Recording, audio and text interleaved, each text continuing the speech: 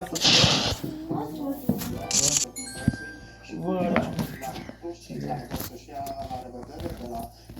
dai cu ceva. Prima dată știam că mâncare, după aia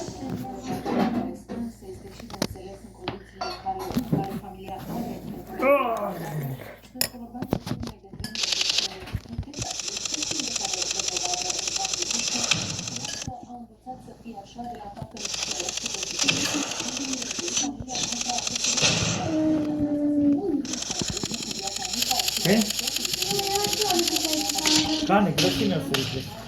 nu, mai de. Mai de mult, dar mătă. Ești pap, se răcește.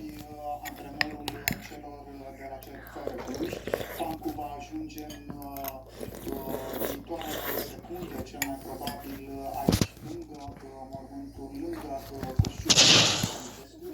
Francu spunea câteva cuvinte în urmă cu 2 zile, dacă nu mă înșel, faptul că Mircea Lucescu a fost... Am băgat și vinul la bier și tot. Nu mai e nicio damigeană, n-a damigene acasă.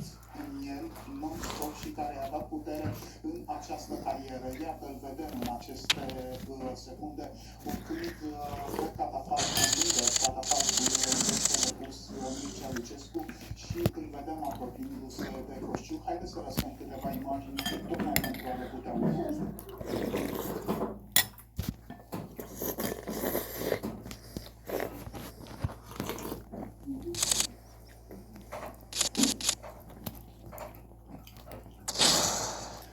Da, sunt momente emoționante. Vedem pe bancul cu lacrimi în ochi, îngenunchiat, sărutând coșciugul, făcându-și semnul crucii și va merge, va coborî și va merge în minutele următoare pentru a sta de vorbă cu fiul lui, Mircea Lucescu. Urma absolut în care transmitem, iată și momentul în care Francu și Răzvan se îmbrățișează, se salută.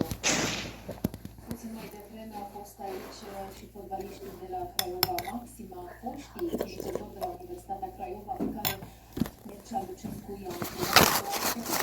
Fotbaliștii i-au antrenat de Mircea Lucescu au nu